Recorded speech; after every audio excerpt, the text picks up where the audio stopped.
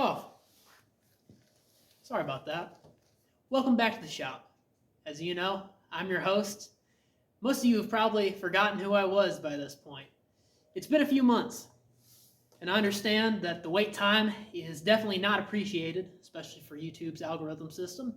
But I am happy to report to you that this will be the first video after this pretty sizable hiatus.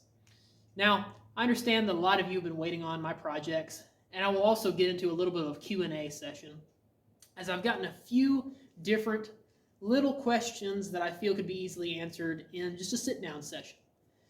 During this, I'm also going to show you guys around my shop. I've done a lot as far as reorganization and building shelves, and I think you can see from over my shoulders here and around the corner, it doesn't really look that similar anymore, at least to me. Right now, I actually have my horizontal milling machine, Brown & Sharp number 2 light plane, as it is technically called on the data plate, sitting over there waiting for its paint job and its service interval. Currently, it's Christmas Day, and I've just gotten done with all of my, Christmas festivities, as well as visiting my family, and I'm back in the shop, but I'd like to record this with you guys. Anyway, all the personal trivia aside, I'm investing a lot of my own money into all these projects, and I have a business that I'm trying to operate on top of this, which is why I've taken the hiatus to get my feet on the ground as far as what I want to do and give myself the opportunity to clean up and not focus on anything except for my college studies and reorganization of the shop. I'm trying to do what Adam Booth of Booth Machining Company is doing, and that is showing you guys interesting things that I would find useful while also mixing in there some of my own personal little projects. Obviously, this channel was started from two of the biggest inspirations to me, which are both guys out of Iowa, one of them being Junkyard Diggs and the other one being Thunderhead 289. I fell in love with their genre of things, educating while also entertaining, and I hoped to be able to do some of that. I still hope to do some of that, except I'm going to lean into the education side because it is more fruitful to my personal opinions, maybe not to the algorithm, to do so. Without any further wait, as I know most of you that have been following me from the beginning have been waiting, I'm going to show off the shop and give you a little bit of a tour and more of an in-depth understanding of what I want to do as far as my business is concerned. This video is probably going to run a little bit long, and it's going to be mostly me talking. So if you just want the before and after, I'll leave timestamps probably throughout the video of before, after, and then looking at what projects I've currently got going on. Well, friends, the day is finally upon us. I've got more steel for another shelf. Well, I've got the front half all sat out for the shelf.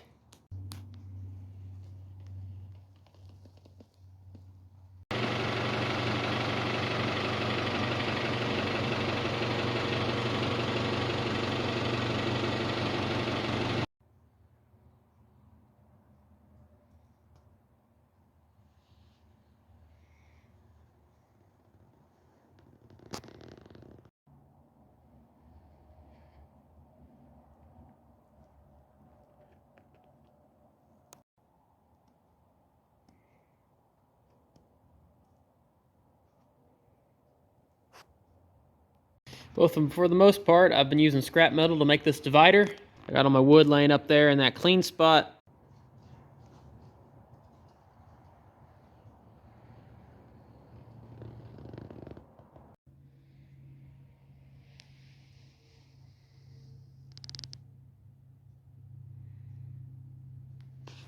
I'm taking out this refrigerator. My grandfather actually used this as storage for welding rods and paints. But after a while, mice got into it, and there's rust holes at the bottom, as well as the seal being corroded around the outside that makes it not viable. Lets too much moisture in, and then it keeps it there, because once it gets a little bit of moisture, it seals at the top, and that just turns into pretty much a greenhouse effect. 100 odd pounds of welding rods that were out of their case inside of here have been gone and unusable for a long time because of how much corrosion's in them. As you can see, I got these 7018s, and They look fine and dandy up until you try to start using them, and they just break apart and leave so much porosity inside of your metal. It's awful. All that moisture lock inside of that coating on the electrode makes it pretty much to where it's rusting instantly as soon as you get done with heating it. However, I did find a few cool things. Found these copper-clad electrodes in there of all different sizes, and as most of you can tell that are in the know, these are sticks of graphite coated in copper for a process called air arc gouging. Now, did my grandfather ever have an air arc gouger? I don't think so. He did, however, have a welder, and there was probably at some point he was told by one of his friends that did most of the welding on the farm for him that, hey, this is a great use of your time.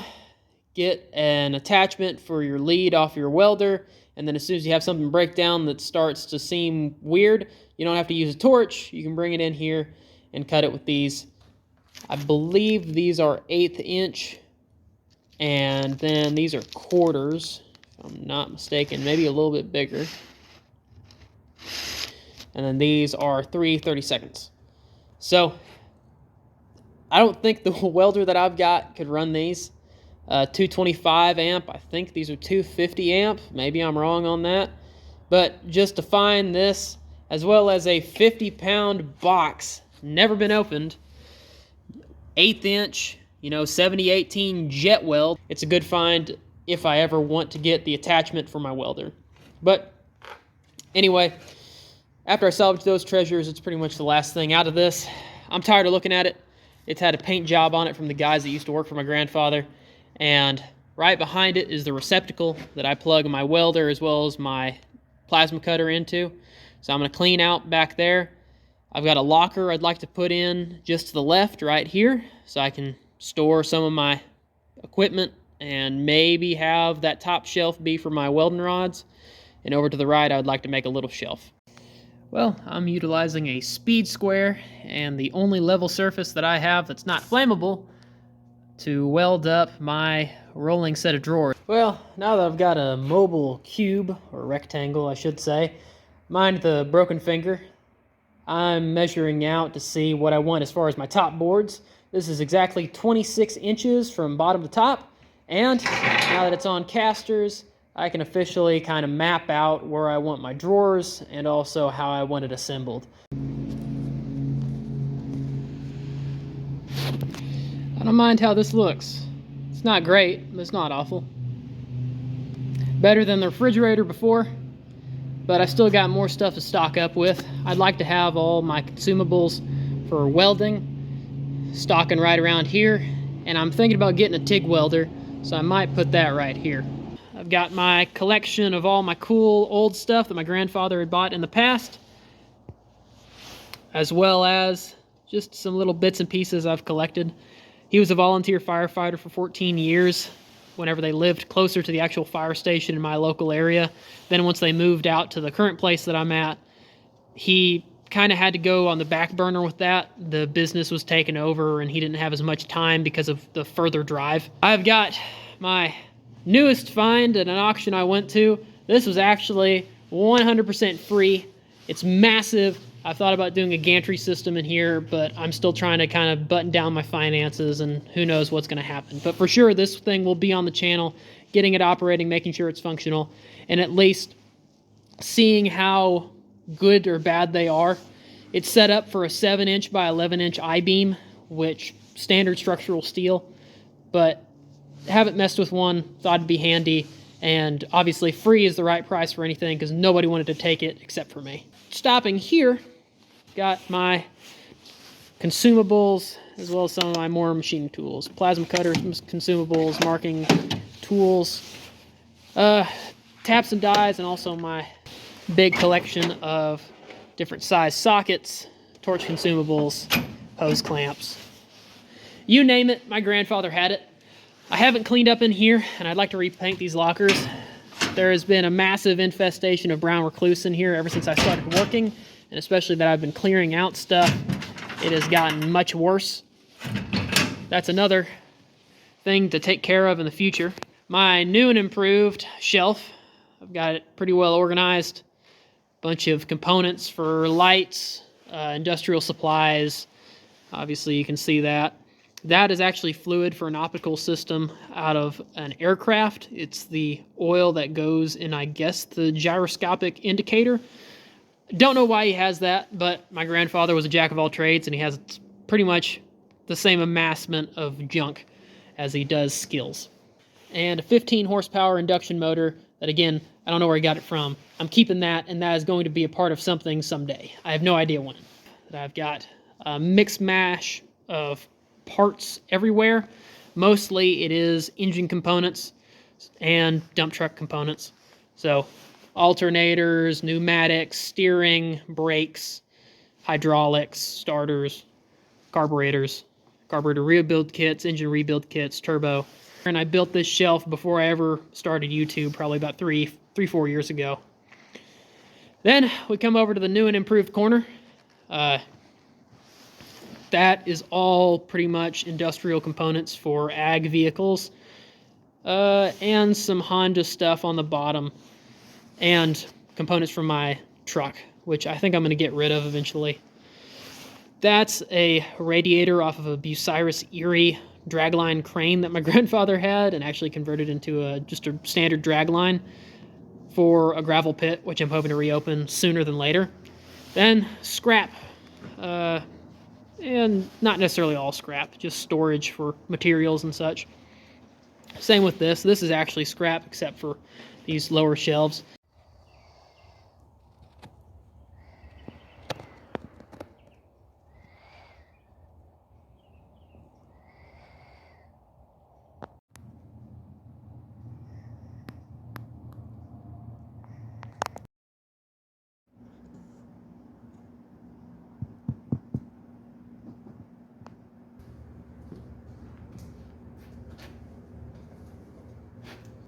It's been a long time. I have been just about doing everything except making a video. For that I apologize. I'm making this as something to get the ball rolling. I've been stuck. In all honesty, I really enjoy making content. I really enjoy showing off what I'm doing in the shop. It's something that I find a lot of pleasure in.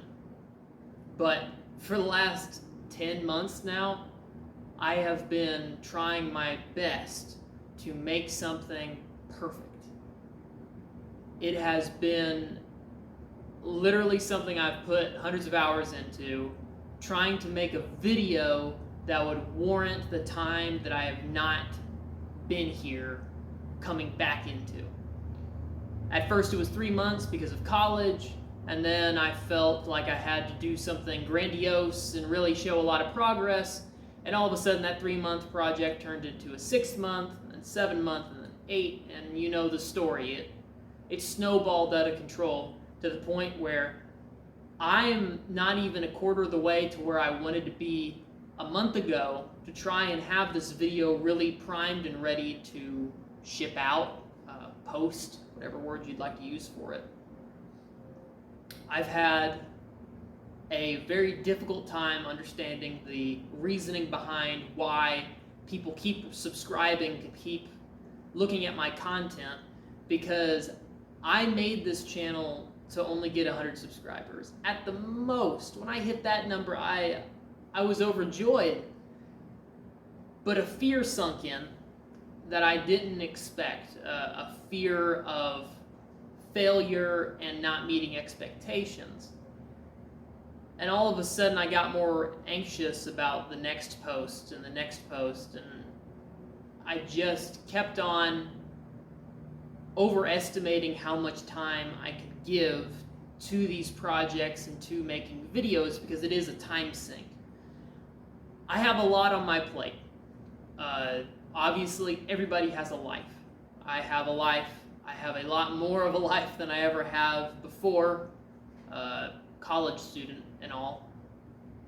And just as a little bit of a background, I have found somebody that I think I want to spend the rest of my life with. And I've also found a company that I would really like to work for after I graduate, hopefully next summer. I'm taking on a lot more as far as contracting, and I have my own house. YouTube has become like a number 5 or 6 on the priority list for me, and I still wanted to put the effort into making something that I thought was better than the last, continuing to further and further and further my prowess as far as editing and presentation and content. And I've shot myself in the foot. I really have. We're at 440 something subscribers right now, and that's terrifying. It grows daily, and I know for most people that would seem like a dream come true. It makes the need to have something that truly is impressive, that I am proud of posting, greater, and has fed into a lot of things that I haven't ever really experienced before, like these feelings of failure and almost fear of doing anything. So I'm making this to show that I'm not dead. This is a behind the scenes. I've got all this different stuff, and as you can see, I've been working on this video forever.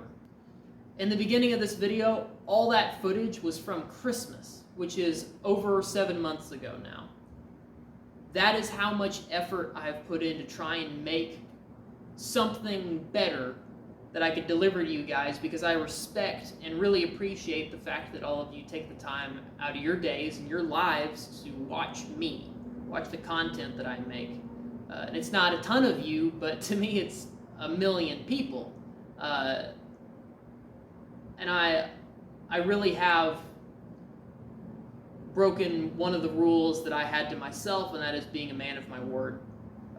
That's what I've lived and died on for a very long time, and through the posts that you've seen, I would update you on the projects and then say, oh, sooner than later, and later seemed to be what I settled on. I have no intent on being a liar, but just so happened that I turned out to be, and I apologize. I'm not going to make one of these YouTube apology videos because honestly, I think that's a little bit overdone, but I am apologetic for the people that have wanted me to continue projects and see what I've been doing. And I wanted to answer some questions. I know I've had the question asked once or twice of whether or not I'm a professionally trained mechanic. I'm not. I am 100% a teenager that has just watched a lot of videos on a lot of things and tried to do that same stuff himself.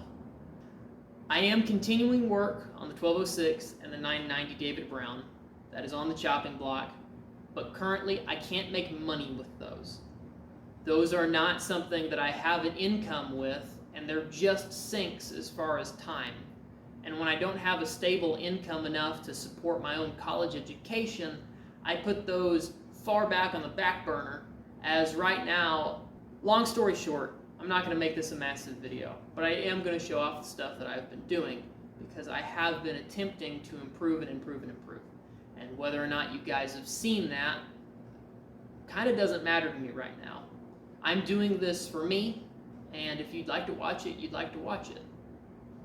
But just as a walk around, I'll go through and I will show every project I've been working on, where it's at right now, where I want to be in the future, and give you guys that reprieve of some input without polishing it to death. Because honestly, I am not going to try that hard with this video.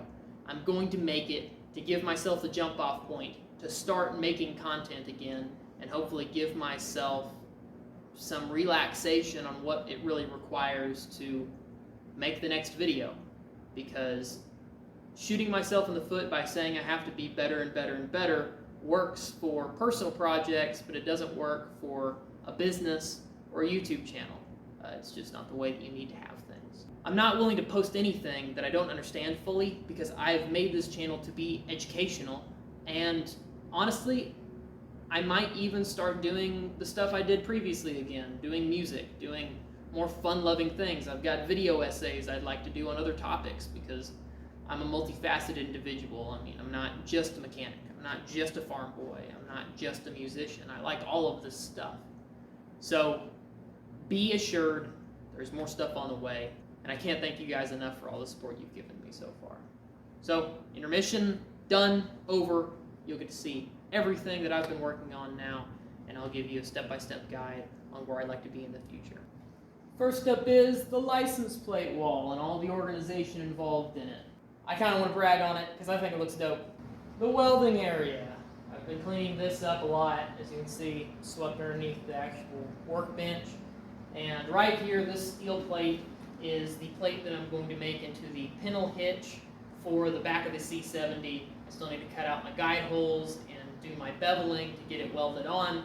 But this is my last cut here, and after that I just set out my holes to have my bolts to go through and attach my pintle hitch. Other than that, I've got some steel for some new stands that I'm making out of some old C-channel that was bent up that I'll probably have a little bit of a video on in the future.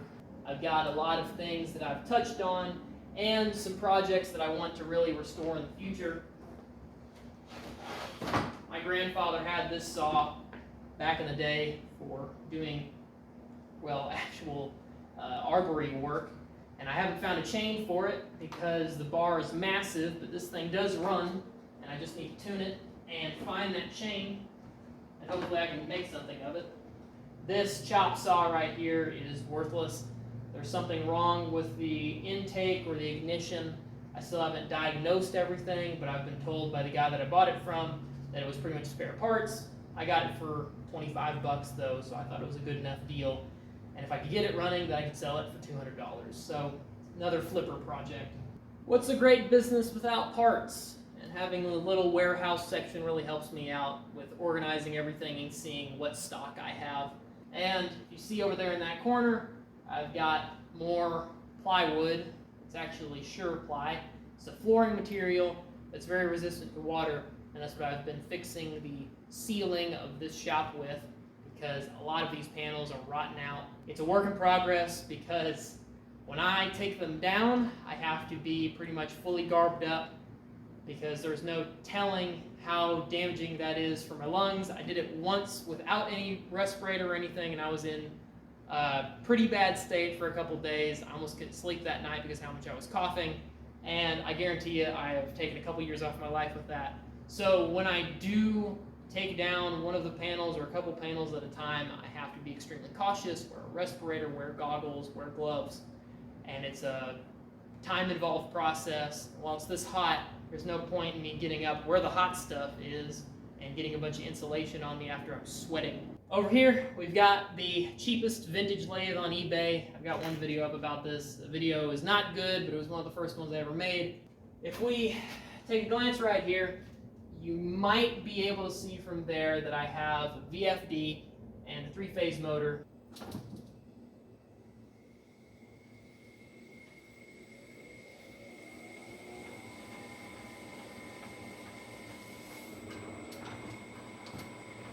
And I will have a video on all the upgrades I'm putting onto this thing, because right now it's a workhorse for me. Look at how beautiful, painted, and nice. This is buyer's remorse. No, not quite.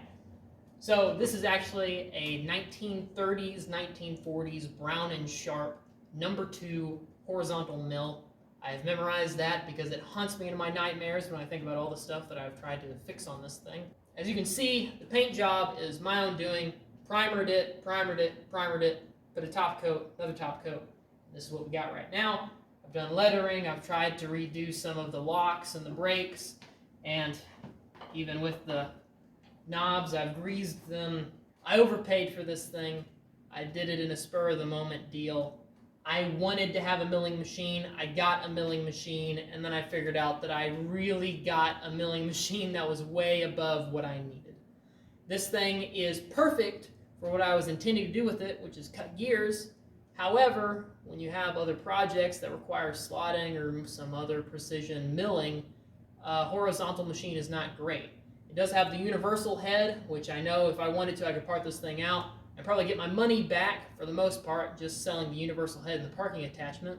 I enjoy it. It's been a learning experience. You will get a full video on this as well because I have been putting a lot of time into it. And this is an old machine with a lot of gear clatter running, but it does run. The trustiest tin can in the world. This thing has been an absolute treat to work on. I love it to death. I have two things to finish with it before I am finally to the point that the dump bed is functional and I can use it to do bob trucking, which is a form of income for me. What I need is a PTO shaft, which I can't machine because my lathe has too small of a bed, and all I need to do now is hook up my linkage for the hydraulic controls, get that PTO shaft, and do a couple other little tuning projects on this thing, as well as a overflow coolant reservoir, and I'm done. I am 100% finished with this. I can use it, and then past that I just need to do a paint job and mess around with the way the back tailgate closes and opens. It's so close, it's tantalizing, but I haven't put the money into it. It's a very, very, very soon investment though.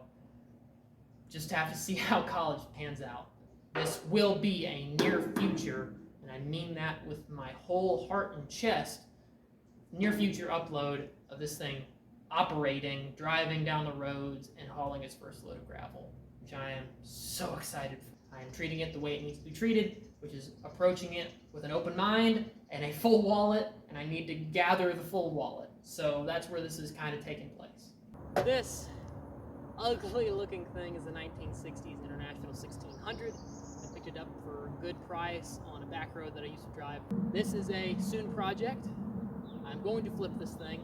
I don't have a reason to have it around as I'm not a big fan of it. It does raise and lower. The dump bed works peachy on it when it does run. I want to do something that you might have heard of before from good old Mr. Dylan McCool. I want to road store this vehicle, make it just good enough to go up and down the road and have people look at it a little bit more favorably, give it back to its old roots. I've already done some interior work, and that is another project that I think you're seeing the repeat causes of my latency in uploads now. The last stop on the behind the scenes tour, of course, see the 1206, a fan favorite. It is still sitting here, it runs, it operates, it drives, but it needs work.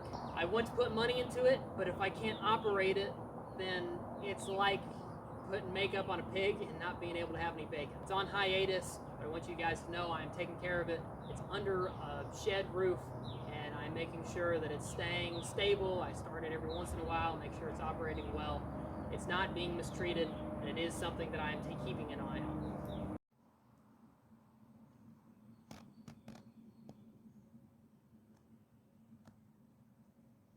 Well, a few of you have already guessed what this car is. This is my new, this is a car that's very new to me.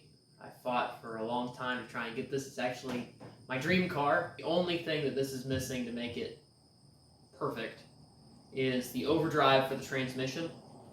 That would be something that in top gear allowed you to get a little bit more leg and have a little bit lower RPM. This thing is a 1978, 76 would be perfect for me, 1978 MGB standard model. I didn't really like the GTs, it's just a personal preference. I think they look a little bit bulbous. I would not mind one. Obviously with the extra stowage space and having like a hatchback, it's pretty efficient, but they just look ugly. So I wanted to pick something up that was a show car, and this is what that is. I'm going to be working on this periodically. I actually have not even had time to hardly touch it. I've been focused on taking care of things and people, and this has been a side project to my side projects, but this will be on the channel. I have my whole video series already set up with it. I've got parts coming in, and it will be a part of the community soon enough. I hope to have this thing running, driving, and possibly even insured by October. There is a local festival called Rattoberfest that I'm trying to be able to have this car to be able to enter into just as a beater car, because around there having something cool does not mean having something fully restored, and I would rather have this be a story and something that I can do everything on.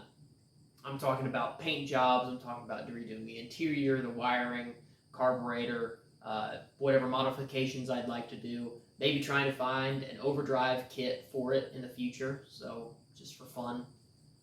This is my first actual project car. Everything else I have, I buy and I sell and I make a profit. Hopefully. Obviously, not always. So far, out of my 6 attempts, I've made profit on every single one of them. But this is 100% a car that I'm going to just sink time and effort and blood, sweat, and tears into for the joy of it. Because I love these little things. I hardly don't fit in this one. I have to mess around with getting the seat replaced and moving it a little bit further back. But I absolutely adore these cars. And this really is the last project that I have to wrap up. Other than the house that I'm in, because this garage is connected up to it. Rental property, another side story for maybe another day. I can't thank you guys enough for watching. I know I've said that before, but it really does mean the world. And this has all been difficult to get through. I hope to have something more up, but again, I'm not going to make any promises. Life throws some curveballs at you, and I know everybody that's watching this understands that, but sometimes you don't get it. I hope to have something up in the next few weeks, whether that be a cat video or something actually mechanically related. It's up to interpretation. I've got a stowage, and honestly, at this point, I'm just going to make whatever content I think is good at the time. There's no reason for me to stress out over this on top of everything else. And if I can't have fun doing videos and teaching people, or at least having a little bit of an archive for myself, I'd rather not do it, because I enjoy being amateur in everything. Amateur meaning doing it for the love of doing. I'm not much in on having a business model that makes me hate what I'm doing. So, with that, I hope to talk to you guys again soon, have something interesting to show to y'all. But if not, maybe I'll be back with something even better than you could ever expect. I just wouldn't set a time frame on it, because honestly, I think I'm happier that way. Thank you guys for watching. I'll see you around. Come back anytime.